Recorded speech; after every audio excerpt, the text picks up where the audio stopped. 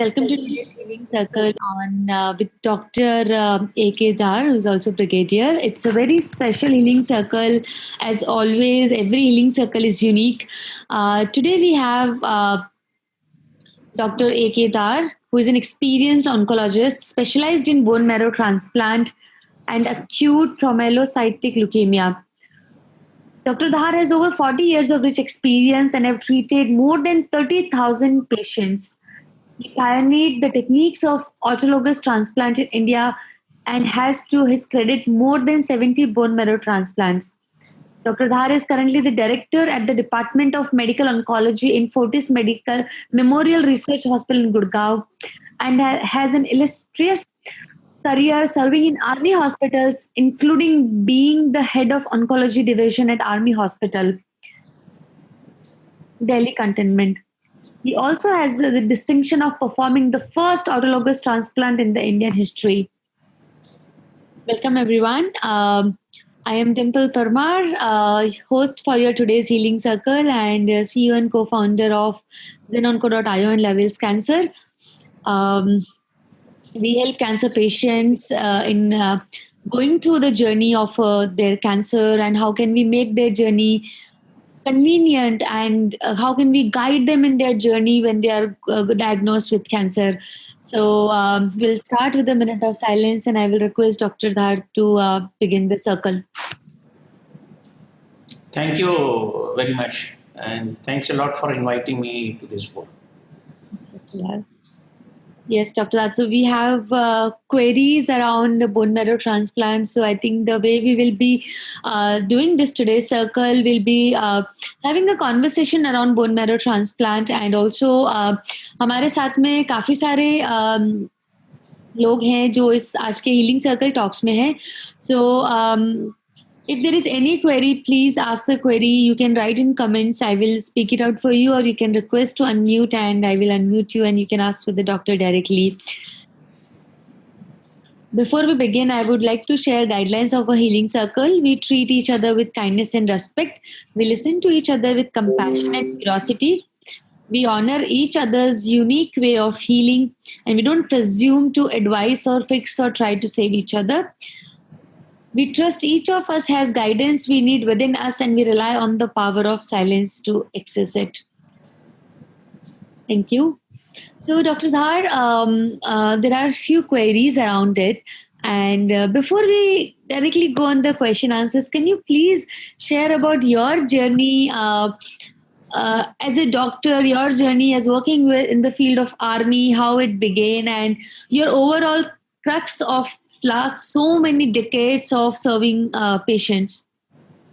Yeah. See, I began my career after completing my post-graduation in internal medicine from King George Medical University, Lucknow. And as a specialist, I joined Army way back in 1983. So after a few years, I was selected for super specialty training in medical oncology and bone marrow transplantation, and I was selected at Tata Memorial Hospital and Tata Memorial Center, Mumbai. So when I joined that institution, tell you very honestly, it was a very, very kind of a funny feeling to me because those days oncology was in inception. Not many people used to study oncology and most of the people used to go for cardiology and neurology because they were comparatively developed branches. Right. So when I joined that hospital, initially I was kind of a lost because this branch was new to me. And I was told by army people that after coming back from super specialty training, you have to establish oncology center in armed forces. Sorry. So anyway, I adjusted myself. And to tell you very honestly that how I began my career in bone marrow transplantation, I will narrate a very small story which is a kind of an interesting way to explain that how I started my training.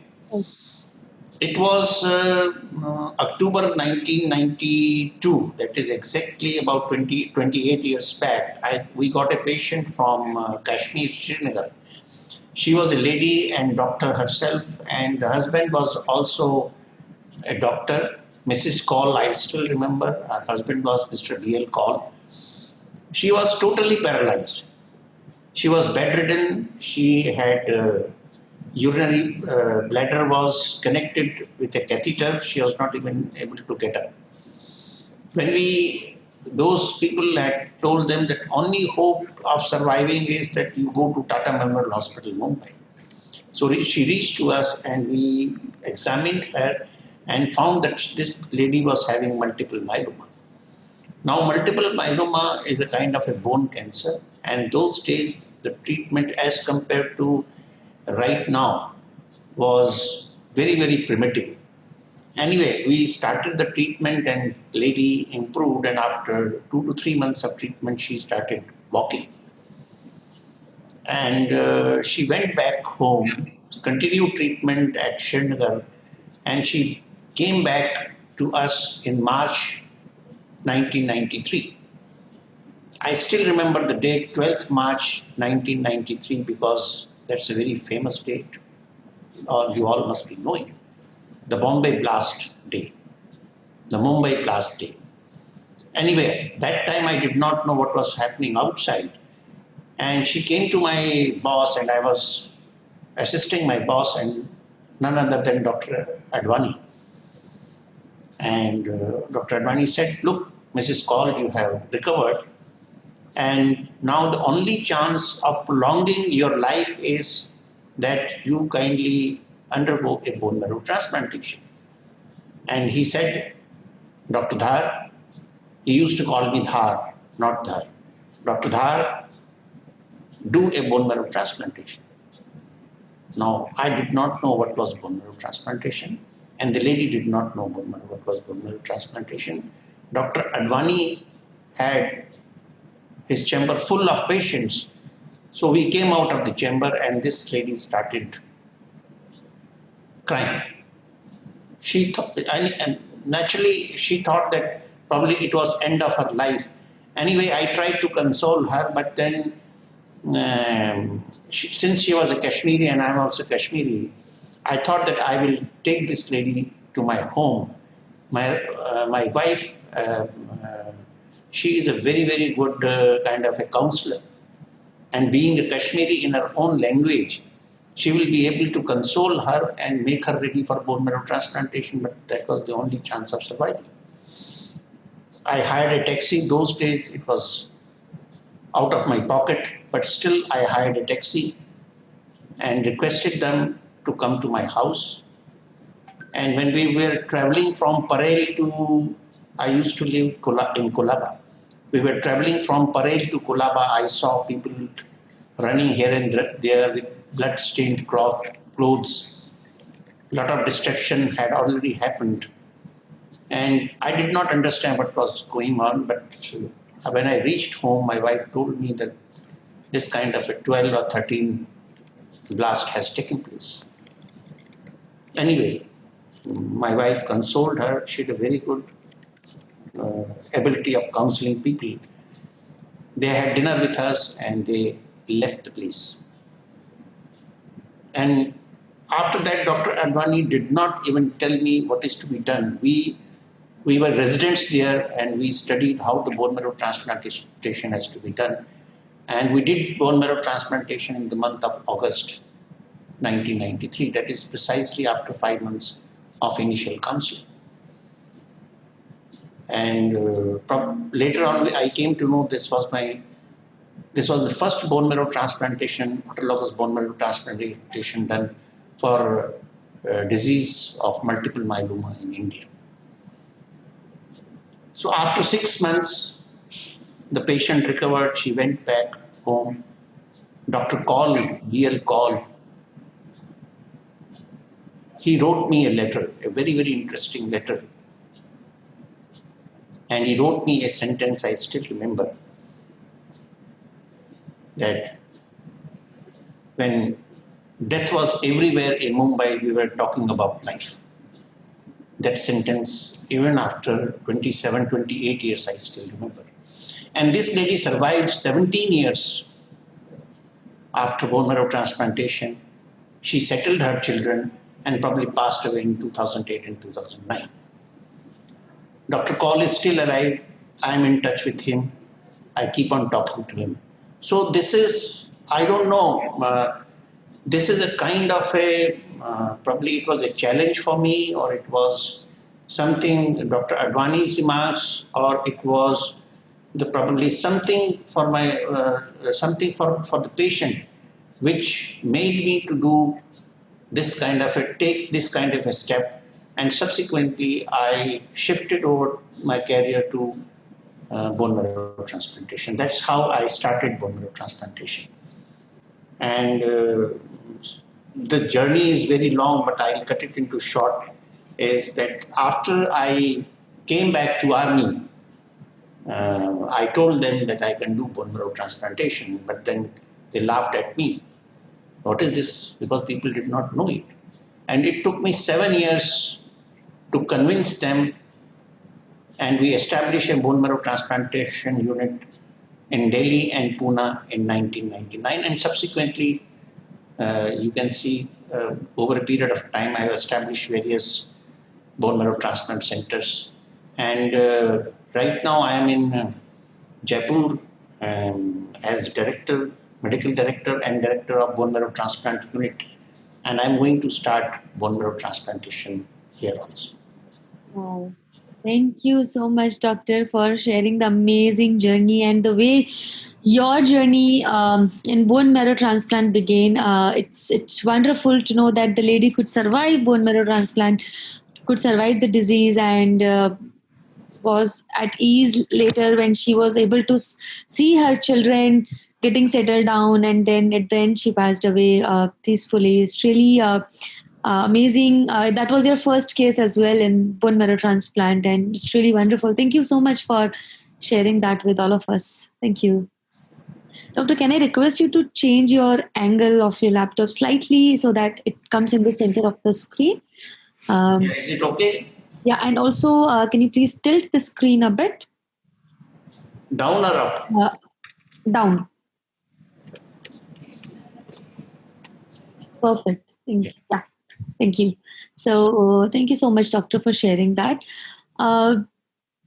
Doctor, in your last decades of, I would say, the span of your career, you must have seen people getting recovered. So, I would majorly here talk about cancer, people getting recovering from cancer or not surviving this disease. So, as a doctor, when you see death, when you see that in some cases we are not able to help much, maybe we have like reached that stage where medically nothing can be done.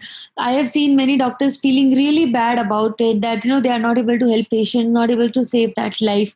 So can you please explain us, or can you please share your experience? How do you feel as a doctor जब आपको लगता है कि आप किसी की मदद नहीं कर पाए, या फिर अगर टाइमली पेशेंट आपके पास आता तो आप उनकी जान बचा सकते थे? Yeah, that's a very, very challenging thing for an oncologist. Because I still remember words of my boss way back in 1992 when I was going on for my super specialty training. He was an oncosurgeon, and I was going for my training in medicine, that is physician. So I may share a little bit about the professional rivalry. This is just to bring some life to the context.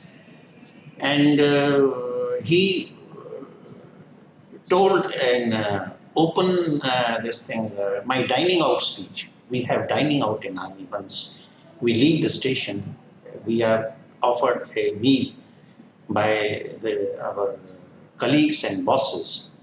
And there is a speech by the boss, and subsequently a speech by the officer who is being dined out. So he told openly, and he used to believe that oncosurgeons are superior to oncophysicians. And he was right, because in those days everything was surgery and medicine was nowhere. And you will not believe it, and the audience may not believe it, that I was the second oncophysician of Armed Forces Medical Services. So that rare was the medical oncology branch. So he told the crowd, the audience there, that although he is going for study leave in medical oncology, but we do not know. So he told the audience that, see, he is going in medical oncology, but I'm not very sure that how he will be able to help the cancer patients, because most of the patients in medical oncology side, they die. Mm-hmm. I mean, say, was it a sarcastic remark or was it a reality? I still do not know. But when my turn came for dining out speech, so I told him, sir, I do not know at this stage, I do not know how I'll be able to help the organization, but you are only sending me for this kind of a super specialty. So that's what I try to tell you, is that yes, sometimes we feel bad, but my advice to my audience and the doctors, if there any, is there any one there, is that do not get involved with the patient. Treat patient as a patient and don't carry anything to your home. Number one. Number two, try to see that you do not commit the mistake. Give him the best. Give him the best which is available in the world. See, I do not say that I was very successful in my life and all my patients survived. I have seen children of 2 years, 3 years, or even 6 years dying of cancer. It used to hurt me. But then you cannot stop, because these poor patients, they die because, one is they die because of the disease itself, the poor prognosis, and second is that what I have seen in my practice is that they do not come in time. Now, who is responsible for this thing? One is the patient himself. Number two is the illiteracy or lack of education. Number three, I will sort of put a remark for my colleague doctors also, because they think of cancer last. I think this disease should be, although this is not a very common disease as compared to other infective diseases like tuberculosis, but then it should be given a priority. It should be thought as a first diagnosis, because if you miss it down the line, you're going to miss it for next. You're missing the diagnosis for 6 months, and 6 months is good enough for the disease to progress. So I'm not blaming them, and sometimes the doctors are negligent also. Not negligent in the sense they don't study. They do not put this diagnosis as number one diagnosis. So my advice to these doctors is that no empirical treatment should be started. Everything should be confirmed by biopsy, and then the treatment should be started. And lastly, I will say that what I feel is that I analyze myself. If I know, or if I am convinced that I have not committed any mistake, I will not feel bad. Because it's the biology of the disease. But then most important thing is that deliberately you should not do any mistake. Deliberately. I'm using this word deliberately. You may miss something, or you may come to across a very, very rare diagnosis, that's a different thing. But deliberately, you should not miss anything, and you should be sincere and loyal to your patient. Tell him everything. I believe in telling the patients rather than hiding the things from the patient and their relations. I think I have answered your question. Yeah, definitely. Definitely. So this leads to another question. How does early detection help in fighting against cancer? Or in a way, we can answer here. जैसे आपने बताया कि patients come in late. So how can they take care of sign and symptoms so that before it's too late, they get to know that something is wrong and they should go for checkup? See, I always fill my talk with some stories. Because if you put some story, it is interesting and easy to understand rather than giving an academic talk. Right. It will take about 3 to 4 minutes about narrating that story. If I have got time, I will. Yes, definitely. In 2005, I was in Army Hospital, Delhi. And it was Sunday only, and around 5 p.m. I got a call, and the caller had a very good and beaming voice. He did not identify himself on phone, but she said, "Doctor, my wife has got swelling in the abdomen. I have started the treatment. You mind the words. That gentleman is still alive. I will not name him. I have started the treatment. I'm speaking from Allahabad, and I'll be reaching tomorrow morning 9:30 to you in Army Hospital. Kindly see us." So it was a very, very surprising and very kind of a not expected kind of a wordings. So I asked him. So in Army, we always, when we are not sure, we always say yes. We say sir. So I said, "Sir, can you identify yourself?" "I am Air Marshal so and so, so and so." I said, "Okay, sir, I will see your wife, and please come at 9:30 to me." Now, when this couple came in my room, my office, the lady was barely able to walk. She was sick. Her abdomen was filled with fluid, and she was in distress. She was having respiratory distress. So I said, "Who is treating her?" He said, "I am treating her.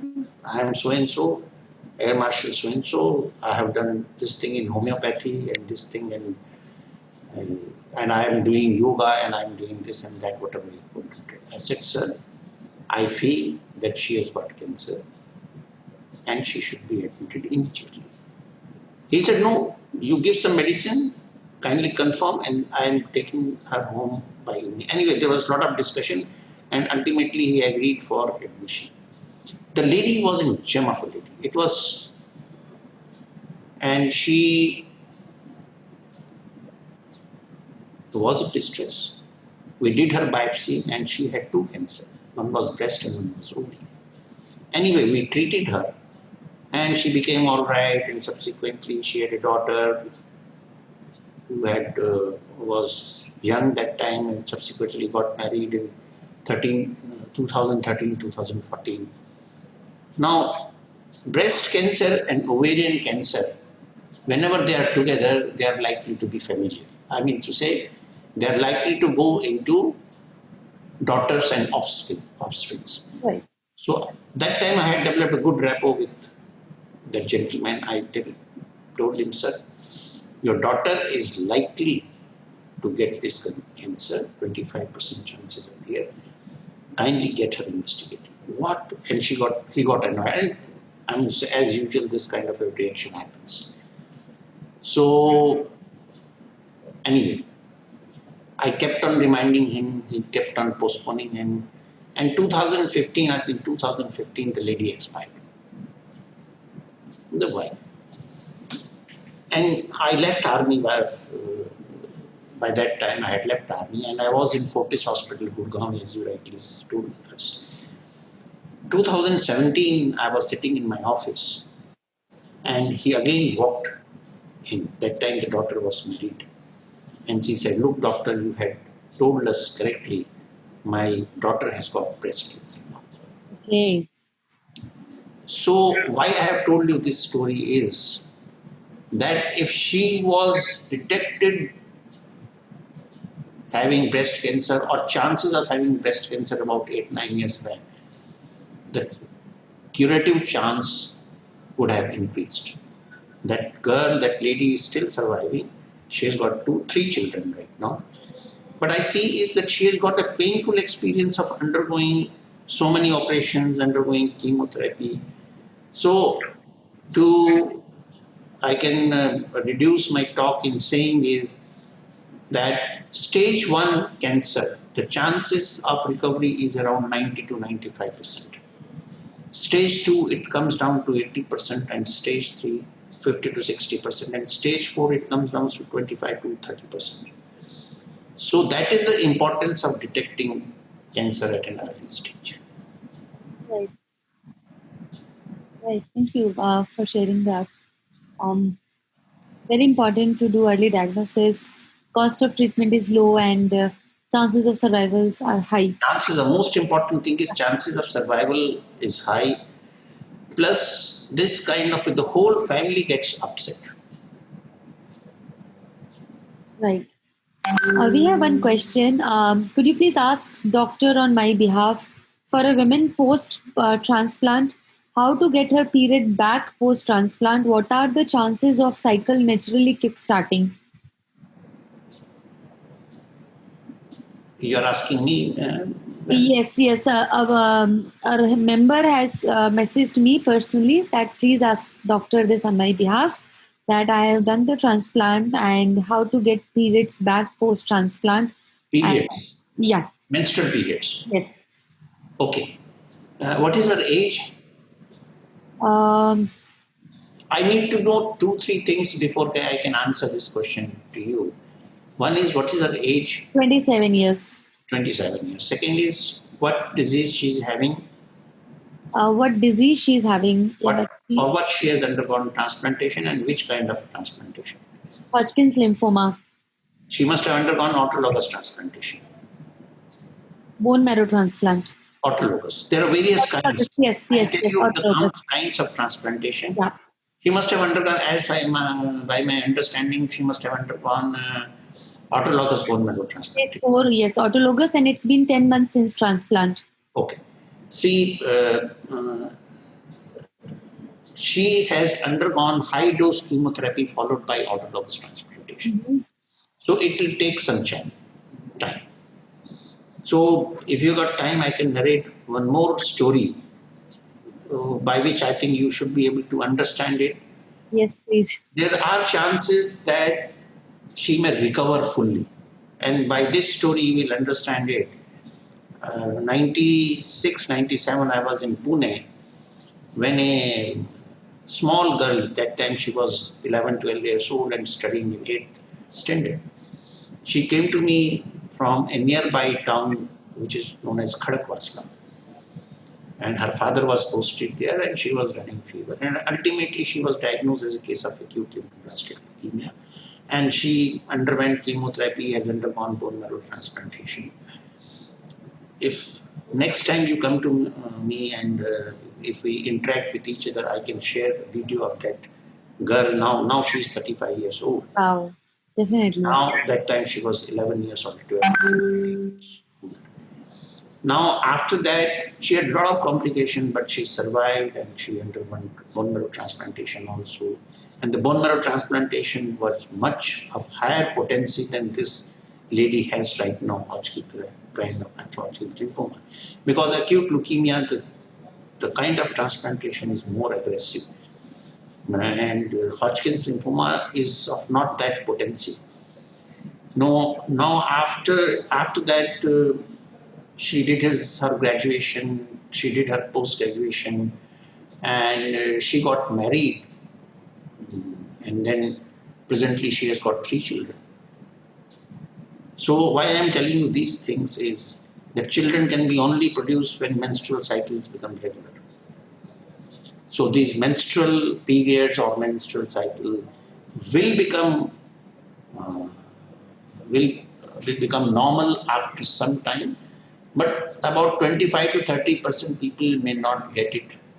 But then I'm sure that after some, but it will take time, because after doing transplantation, the cells of the genital system, they get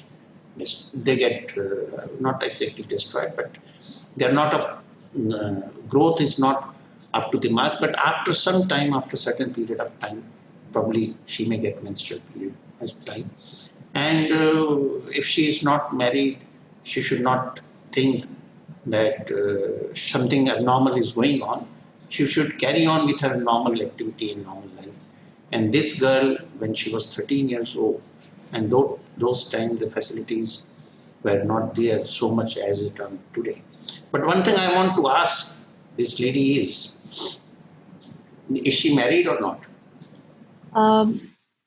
She's asking how long. So when you were saying that it will start soon, she's saying that Not soon. about to get married. Yeah, and she was asking how soon.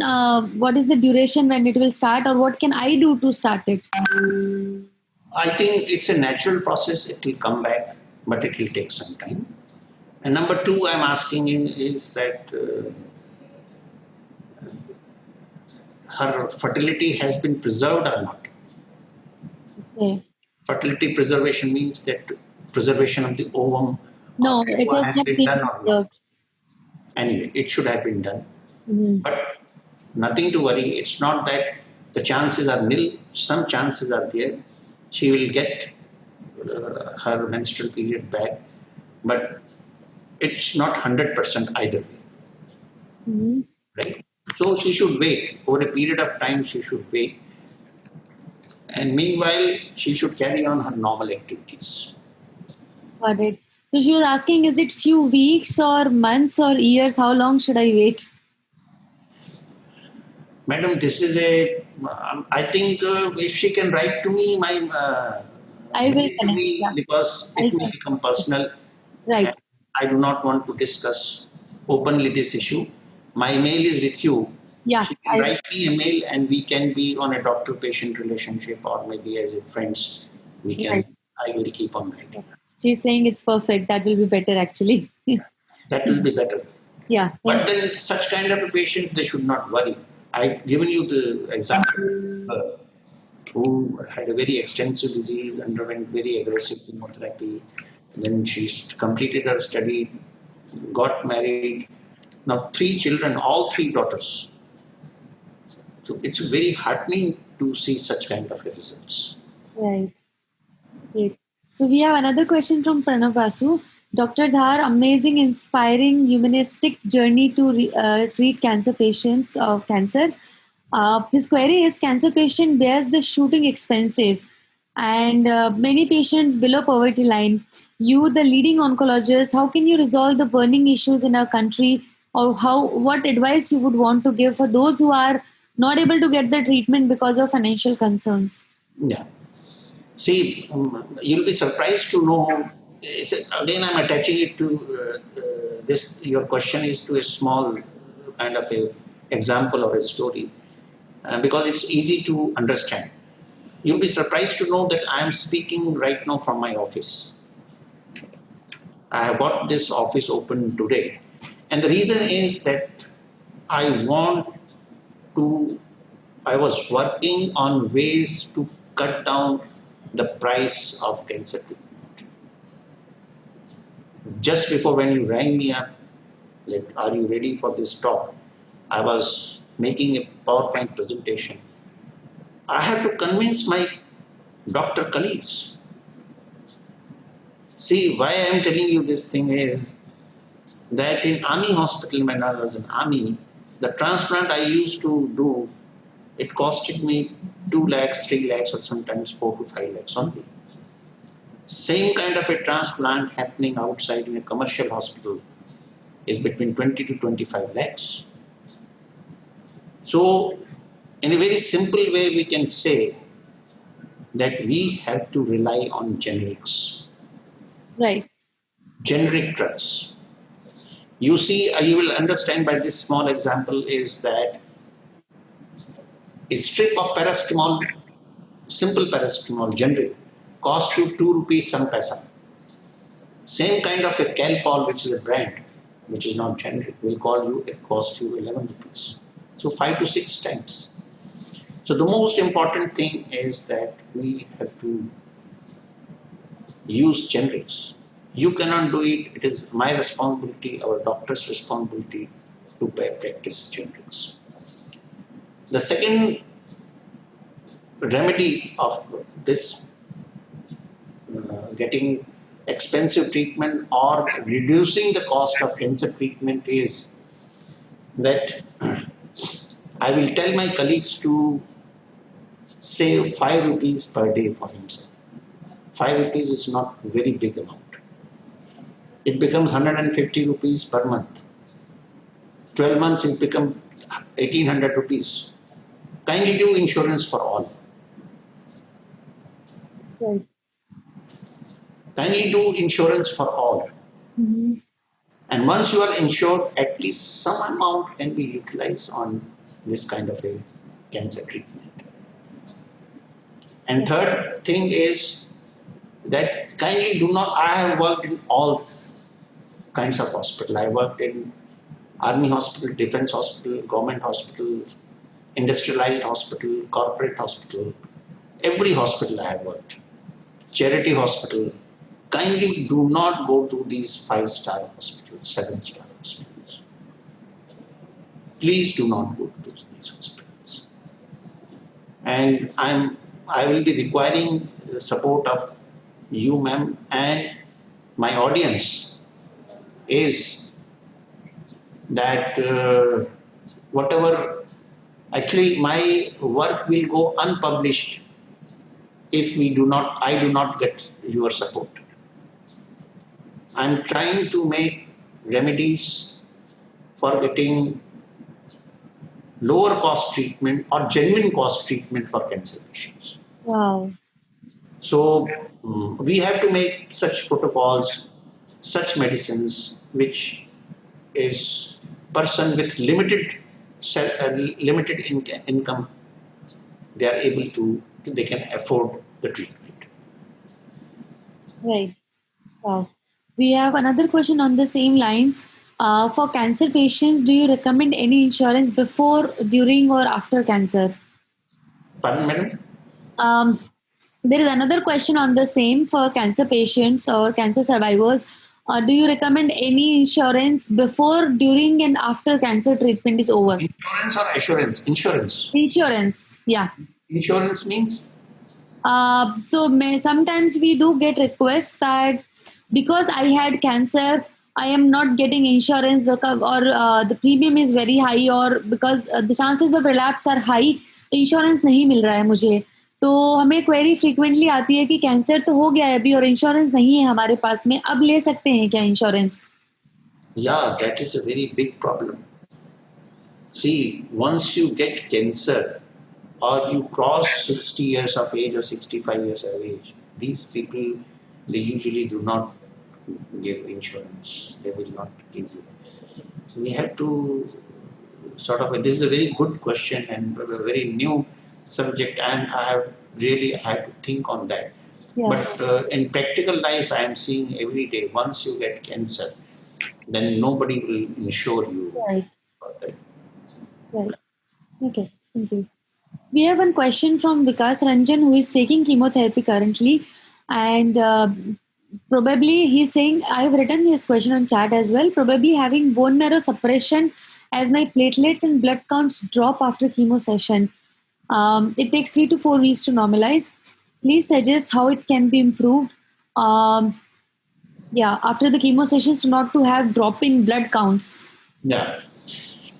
See, it's a natural thing. First of all, he should understand, Mr. Vikas should understand that it's a natural thing for your blood counts and platelets to go down after chemotherapy. And it's a kind of a good thing because the old cancer cells are going away and the new normal cells are coming in the body. So if your counts are going down and platelets are going down, and if it is uncomplicated means that if he does not have fever, he does not have bleeding, and he does not have chest infection, so he should not bother much about this thing. He should take it in a positive way that yes, the medicines are working. Second thing is that there are ways and means to keep your counts, blood counts and platelet counts steady. There are some medicines, injections, they are called growth factors, GCSF and all these things, which is, I'm sure that his doctor must be prescribing. Third thing is that he should take nutritious diet, high protein diet. He should not take raw things.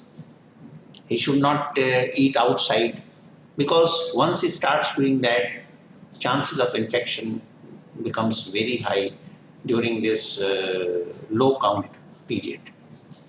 So as long as he does not have any complications and his infection part is well under control, so I don't think should not worry much about this aspect. But simultaneously, he should take care and should not. His diet is very important. His hygiene is very important. His natural orifices are to be taken care of. So he should be very, very careful during this kind of a period of low counts and low platelets. But he should understand it's a natural process, and over a period of time and after some time, he will this process will stop, and once his basic ailment and basic disease is under control, this will also go. Okay, thank you. Yeah, it's very helpful. Thank you for sharing that. There's a next question: how it is decided whether a patient needs bone marrow transplant or not? Yeah, see, every cancer patients, they do not need bone marrow transplantation. Broadly to understand is that it's a solid tumors, majority of them, they do not need bone marrow transplantation. It is only patients of lymphomas, leukemias, multiple myeloma, and aplastic anemias, they need bone marrow transplantation. And there's a disease called, which happens usually in children, is thalassemia and sickle cell disease. Right. They also need bone marrow transplantation. Patients of bone marrow disorders where the bone marrow is not functioning, they also need bone marrow transplantation. But the most important thing is that in bone marrow transplantation, the most important thing is the availability of donor.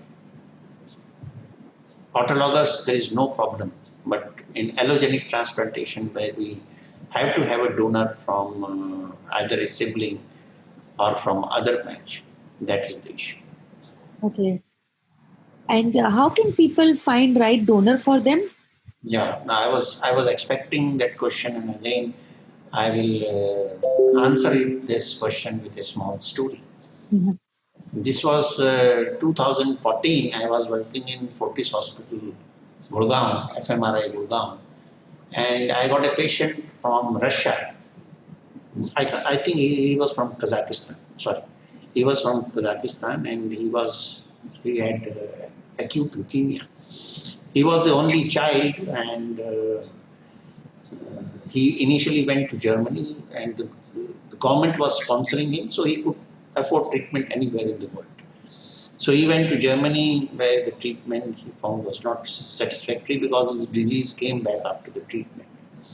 Somebody told him that go to FMRI Gurgaon, and their bone marrow transplantation will be done, and they have got plenty of donors. So this kind of word was going on, that Fortis Hospital Gurgaon is producing donors.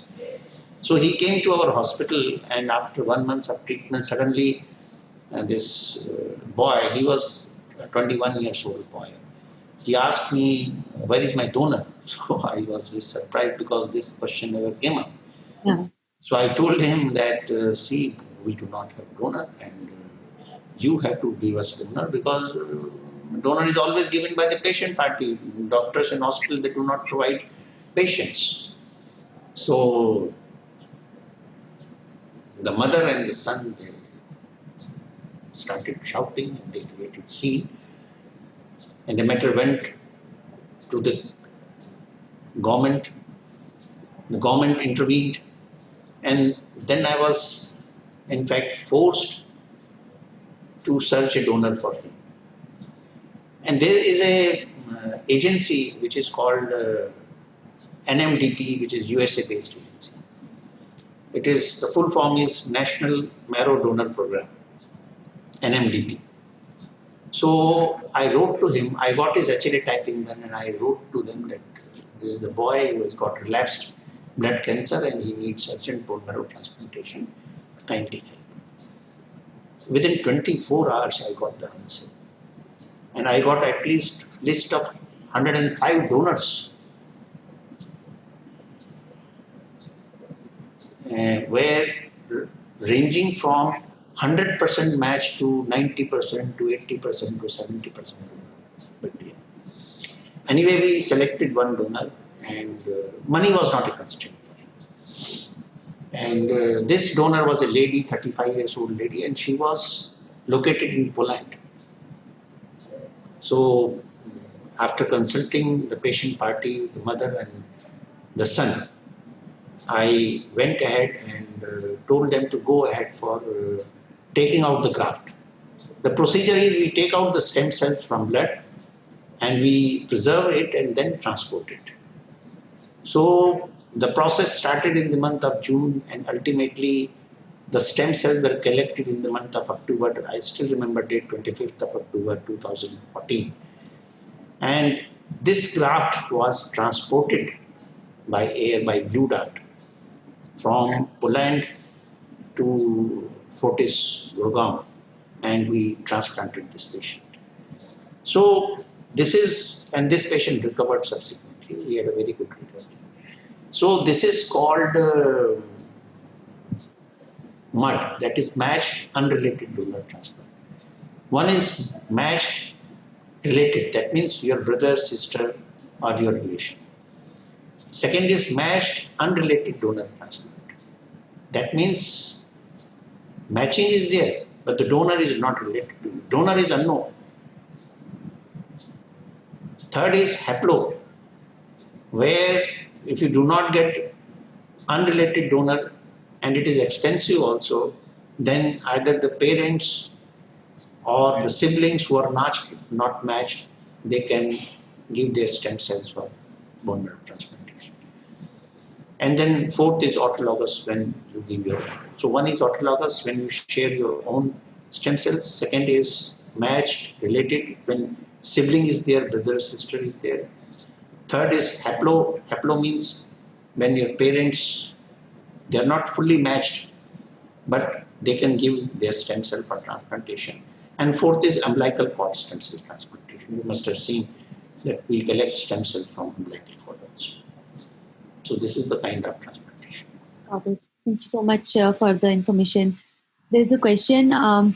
What precautions one should take during and after transplant?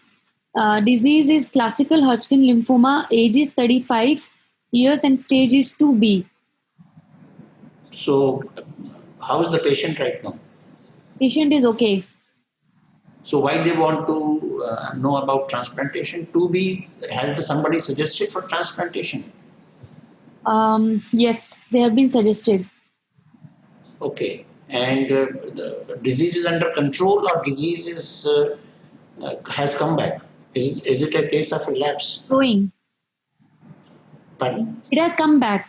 It has come back. Yeah. So if it has come back, then relapsed Hodgkin's lymphoma, they usually undergo bone marrow transplantation. Okay. And I think nothing to worry. Only precaution they have to take is take care of their hygiene, take care of their meals, no unhygienic food, high protein diet, and COVID is a main problem these days. So that lady has to be very careful about the COVID infection. So, in fact, there has been a lot of debate, but whether the bone marrow transplantation should be done during COVID or not. Yeah. But the guidelines are there and international recommendations are there that COVID is not a major contraindication for bone marrow transplantation, but you have to take precaution.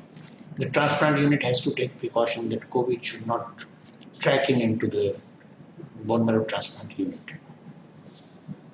Okay, got it. Yeah. There's another question. What is the survival rate for children with thalassemia, leukemia, bone marrow transplant if needed? See, thalassemia, I must say that the success of transplant is 95%. Okay. Very good. Leukemia depends on which kind of leukemia transplant is going on. If it is plastic leukemia, again the chances of survival, chances of success is good.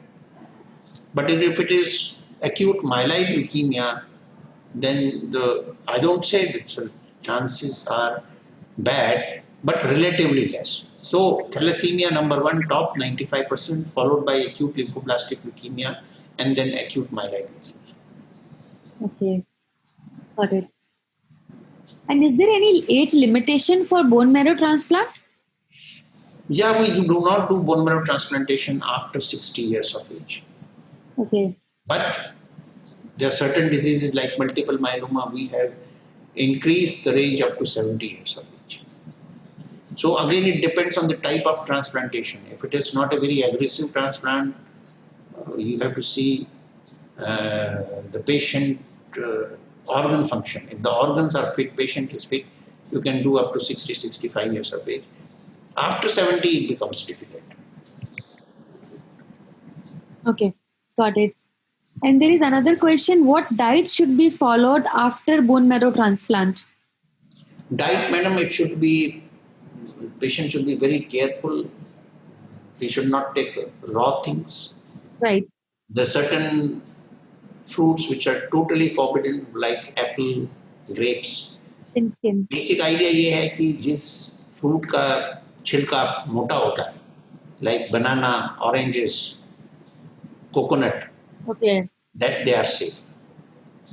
But जिसका पतला होता है, जिसको आप पील नहीं कर सकते हैं, जैसे एप्पल को बड़ी मुश्किल से कर सकते हैं, ग्रेप्स को तो आप कर ही नहीं सकते, पपीता है, ये सब खाना अलाउड नहीं होता है. अच्छा. दूसरा हाई प्रोटीन डाइट लेनी चाहिए. तीसरी चीज ये है that the food should be taken after warming properly, heating properly, and the kept things should not be taken. Kept thing जैसे नहीं कि बनाना आपने काट के आधा खा लिया, आधा रख लिया और उसको फिर 4 घंटे बाद खा रहे हैं. That should be immediately thrown off. And fruit juices should be avoided except Tetra Paks. Okay. Tetra Paks is safe usually. Got it. Okay. Manipulation should not be done with hands because sometimes the hand may not be Right. clean. Okay, thank you for sharing that. Does bone marrow transplant is required for all blood cancer patients? Not all, but yes, there are certain cancers where bone marrow transplantation in blood cancer is required upfront. Upfront means immediately after the treatment. But in other cancers, when the disease comes back, then only the bone marrow transplantation is required. Okay. Okay. So we always say that when the patient has taken bone marrow transplant, they are required to isolate themselves for 1 to 2 months. And somebody has asked patient go through a lot of trauma, mental trauma, while being in the isolation room. So how the medical staff take care of this thing, and what should a patient do to cope with this while being in the isolation room? Yeah, see, it's a very common problem, and sometimes patient has to spend a lot of time where the things are, the patient is separated from others. One thing is that all the modes of entertainment should be there, like television should be there, some games should be there. We allow one attendant with the patient. The patient should be able to talk to the attendant, the relations, the mother, father, child, son, whosoever is there. And um, uh, see, I always prefer that the patient should see the glimpse of sunlight. That means nature. There should be kind of an arrangement through a, see, we cannot open the door, we cannot make a window, but through a kind of a glass or hazy glass, some kind of a sunlight should be, the patient should be able to see. Very important. Yes. And it's not that 1 month or 2 months he has to stay, but there should be a provision that he moves out from the transplant room to the adjacent step down room, so that he can try to see something different which is not happening inside his room. Mm-hmm. So when we plan a bone marrow transplant unit, we always make arrangements that we try to give him close to nature life during this kind of a period. But it is difficult. Sometimes patient may develop psychosis also. So the doctor should be able to explain them. The nursing staff, nurses should be bone marrow transplant trained. They know how they should keep the patients cheerful. So these are the small things we should do to support the patients. Yeah. And patient and their caregivers at home, what are the lifestyle changes they can make so that they can have a better recovery after the transplant at home? Lifestyle changes is the most important thing, is that they should not get infection. Oh. Second thing is that nobody who is sick in the home or in the house should visit the patient. Outside attendants should not be allowed. Kind of a crowded atmosphere should be avoided. And of course, diet and cheerful atmosphere, depending on the age of the patient, you can always make him cheerful. Children may be happy with the games, young adults may be happy with movies and some kind of a cartoons and some type of sports. So depending on the age, we got various schedules, and I think here comes the role of bone marrow transplant coordinator. So he or she knows that how to coordinate these small things, so to keep patients' life cheerful. And in the present era, it's very important to keep away these people from COVID-19 infection. So that's very important. Okay. We have a question from Mukesh Trivedi. I am requesting him to unmute himself. He wants to ask a question. Yes, Mukesh, please ask. After BMT for multiple myeloma, my lambda kappa chain 56.2 and 39.5. After allogenic transplant in December 2019, now I am suffering pain in sacrum bone sciatica. Like, this is what he has written. Yeah, see, there's a set protocol after bone marrow transplantation for multiple myeloma. And one of them is doing these light chains, that is blood and urine test. And second thing is, if he is having pain, he should immediately consult his doctor who has done the bone marrow transplant. Okay. And get at least X-ray or some scan, so that sometimes these small things may creep up and cause problems. Okay. Got it. So how do we decide if the patient will be able to go through the bone marrow transplant or not? Because many times we see different doctors giving different opinions about whether the BMT is needed or not. So how do we really decide that? So one thing is the fitness. Fitness is very important. Mm-hmm. And we have to assess the fitness for bone marrow transplantation. So in that we see what is the age of the patient, what is the performance status, what is the status of his teeth, whether there is some infection or not. Then the organ system, heart is functioning normal, liver is functioning normal, kidney is functioning normal. And second thing is, after that we see whether this patient should be able to tolerate the transplant or not. because transplant is a very aggressive procedure. And if you choose a wrong patient, patient may not be able to uh, tolerate bone marrow transplantation. Okay. And then there are fixed guidelines, fixed indications for transplant. You will be happy to know that when I started my career as a bone marrow transplant physician, we did not have any guidelines. किसका transplant करना है, किसका नहीं करना है. It was all the wish and fancy of the doctor. But now in India itself, there are ICMR guidelines. Yeah. So anybody who is starting transplantation or who is doing transplantation has to go through these guidelines. And they have clearly defined that transplantation will be done only for patients of hematolymphoid malignancies. Okay. Hematolymphoid means जैसे blood cancer है, lymphomas है, thalassemias हैं या sickle cell disease है, इन्हीं में करना है. कोई एक्सपेरिमेंट नहीं करना है. ICMR is very strict about these things. So anybody starting his career as a bone marrow transplant physician or who is not read ICMR guidelines, he is requested to read ICMR guidelines. Okay. They are Indian Council of Medical Research.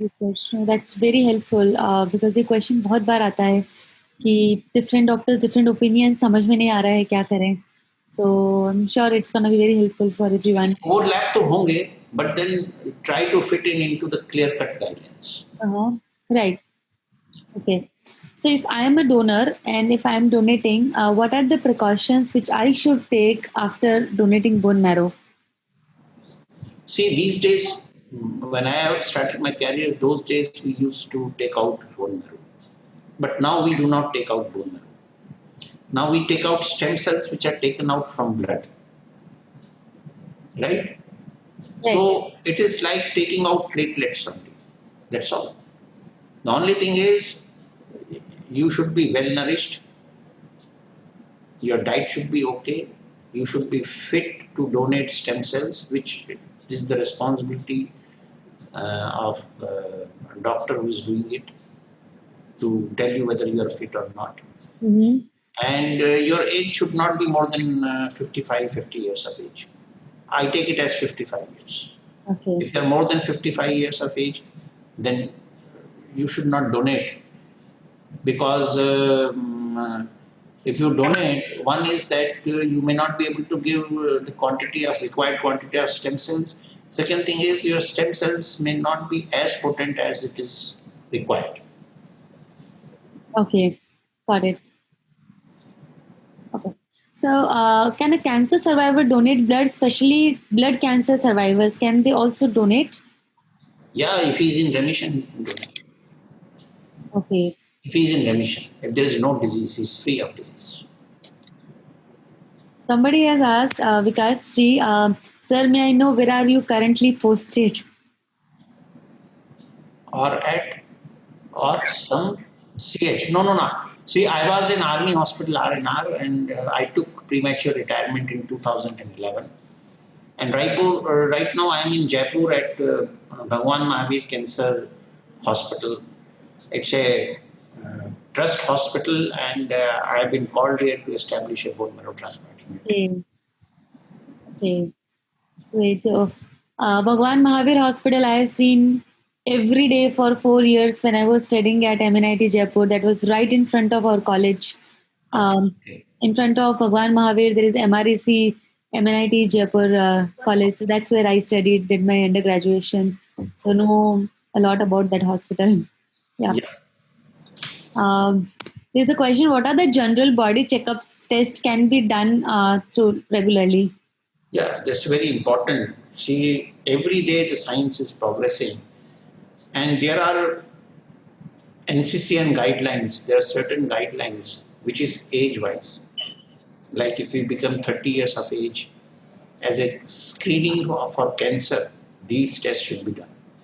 When you become 40 years, in male or female, these tests should be done. So there are guidelines as per the age, as per the sex, that means whether you are male or female, as per the history, whether you are you got family history of cancer or not. So it's very difficult to explain at this stage. Somebody wants to ask me, he can send me email. I will answer that question on mail Yes, I will. because they are very extensive and lengthy guidelines. But yes, screening tests for cancer are there depending on the age, sex, and family history of cancer. Okay. Um, Also, we quite often hear that are there any chances that I can, I could get rid of the disease without going through BMT?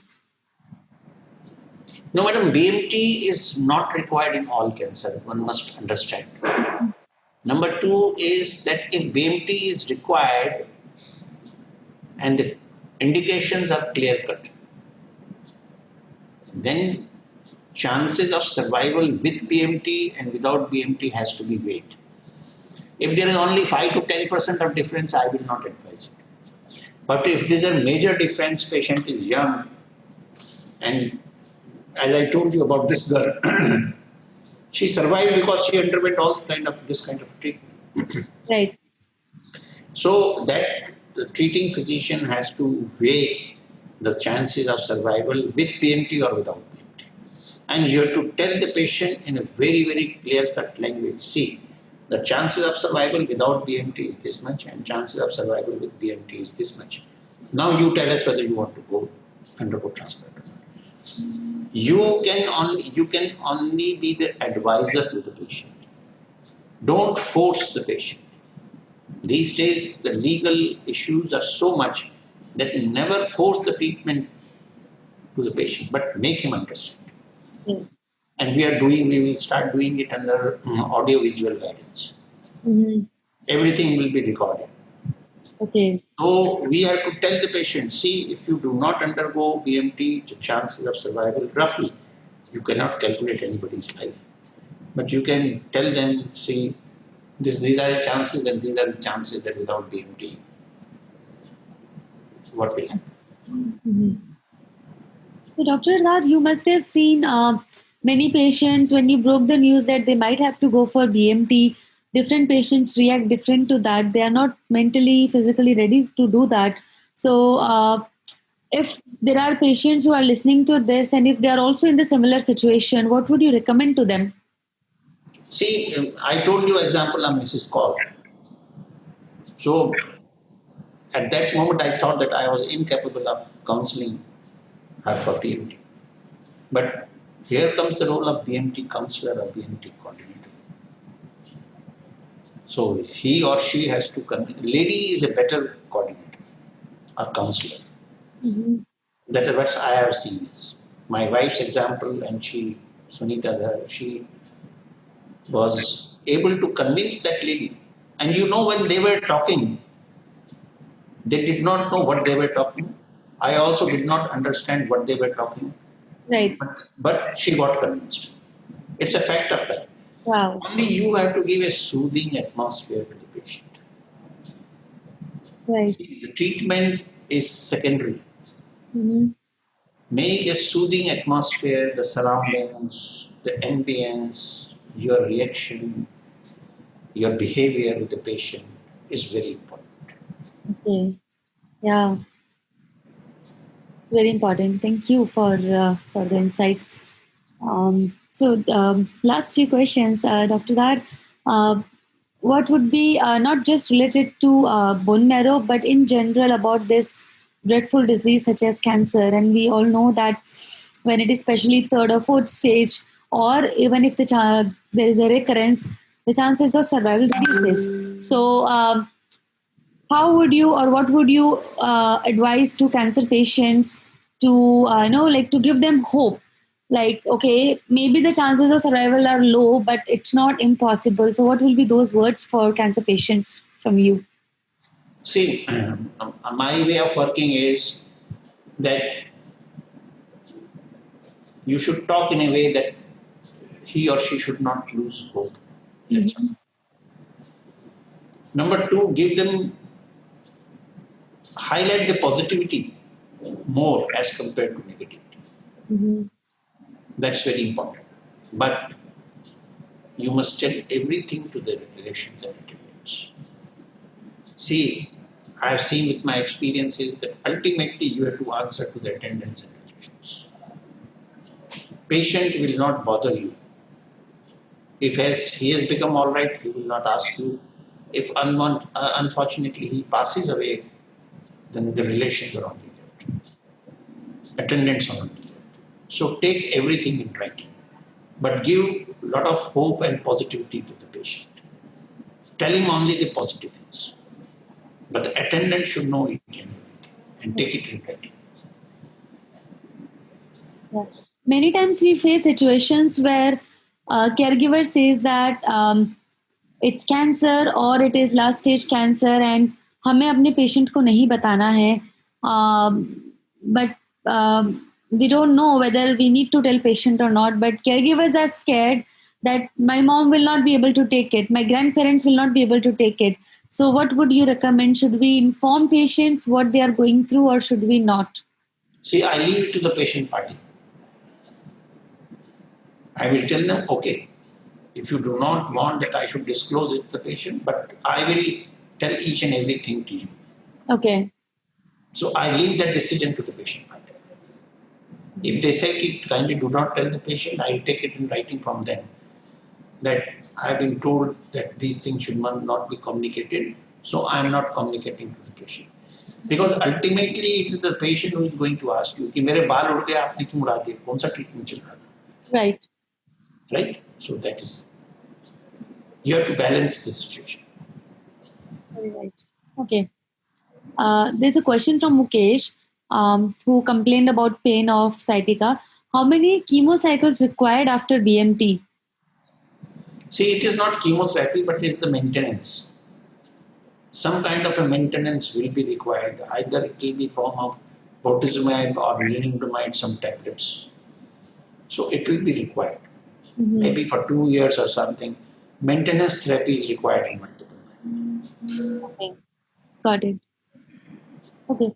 Great. I think we have covered almost all the aspects of BMT, from financial aspects to the treatment, to preventive measures, to the lifestyle changes, to finding the donors, or what all things we should ensure when somebody is going for the treatment. And I'm sure many people would get benefit by this. We will also post this on YouTube and website and social media, ताकि बाकी लोग जब इस video को देखें तो उन्हें उनकी क्वेरीज आंसर हो जाए. एंड 2-3 लोगों ने मुझे क्वेश्चंस पूछे हैं जो मैं उनके साथ में आपका ईमेल शेयर करूंगी ताकि वो आपसे डायरेक्टली डिस्कस कर सकें इसके बारे में. And I really it's an honour to have you with us doctor Dhar, because patients को we always get this that we are not able to ask doctors a lot of questions, और हमारी queries answer नहीं होती है या फिर doctor के पास में ज़्यादा टाइम नहीं है, and many queries like that. So it's a very good platform in a way to interact with the doctor directly. So I was getting a question from somebody that when I said, do you want to ask doctor directly? And she said that, oh, can I ask directly? I was like, yeah, why not? So yes, it's very important that, how can we bridge the gap between patient and doctor? And it's so kind of you and CP Singh ji as well, who connected us both together. And thank you so much for your time to answer queries for cancer patients and caregivers. And I'm sure it will be very, very helpful. Mehul Vyas and many others are saying, thank you, doctor. Yeah, my suggestion is there, you kindly, this kind of messages or talks and interviews should be disseminated widely so that in fact we learn from each other, so that people should know about particularly for bone marrow transplantation. And thanks a lot. General CP Singh has been very close to me, and we are good friends since last 15 years now. And he's very positive man. Very much. Yeah. Very positive man, and helping also. And the entire family I know, and the entire family is very, very helpful. And I think with this kind of platform, we should be able to try to reach the common people, and particularly do something for poor people who are not able to afford the treatment. Yeah. My request to you will be to kindly take it to the tier 2 or tier 3 cities, or even later on to some villages also. Because metropoles and bigger cities, everybody is able to get the support and get the opinion. But it is the tier 2 and tier 3 people, basically the villagers, where it's difficult to reach. We should try to reach them, and trying to making chemotherapy protocols to cut down the cost of cancer treatment. It hurts me because I'm from army background, and I've not seen. I've seen 7-star hospital also and worked in also, but it used to pinch me. So we should be able to do something for these poor people, and then probably our mission will be successful. Thanks a lot. Thank you very much. Thank you so much, Doctor. And very valid points you have mentioned. In fact, last few months, I would say last 6 months, a lot of queries are coming from tier 2, tier 3, जहाँ पे जब भी हम कुछ हिंदी में लिखते हैं तो उस पर रिस्पॉन्स बहुत अच्छा आता है क्योंकि वहाँ पे लोग ज़्यादा कनेक्ट कर पाते हैं. So after this session may be some time next week जब भी आप अवेलेबल है would like to have a 1-on-1 session in Hindi ताकि बाकी लोग भी उसको समझ सकें एंड उसके बारे में like today we had most of the conversation English so we can do that and we also promote और educate people on generic drugs कि सेम अगर 3 लाख की दवाई आपको 50,000 में मिल रही है तो फिर क्यों नहीं लेनी है. उसके बारे में पेशेंट को एजुकेशन देना, एजुकेट करना काफ़ी ज़रूरी है and that is what we do. Our counsellors they counsel patients ki okay how can they reduce the cost of their treatment, matching right doctor, right oncologist for their treatment, lifestyle changes, emotional support, because there are many people who have gone through the journey, they want to give back to society. So how can we bring psychologists and patients, caregivers need most of the counseling, so them together. And I think people like you, people like CP Singh ji, his wife as well, Neera ji, and many other people, conquerors such as Mehul Vyas and Rohit Khanna, Pranab ji, who lost his wife to cancer a few years back. They are giving back to society by helping so many other cancer patients, running many groups, part of many NGOs as well. So I think it's all of us working together for this mission to help cancer patients in whichever way we can. Like for medical, you are the expert, and we really, really thank you today for finding time to answer all these queries. And I'm sure it will be helpful for everybody. And अगर कुछ भी questions है तो I will write it to you. Yeah, thank you very much, and I'm available for this kind of programs, particularly Sunday. This time maybe 8:30 or any time is Sunday. I'm available. And I'll be happy to participate in your programs. Thank you. Thank you everyone for your time, and looking forward in the next healing circle of living light. Thank you so much, everyone. Thank you. Thank you very much. Good night. Good night. We'll end the session with this. Thank you.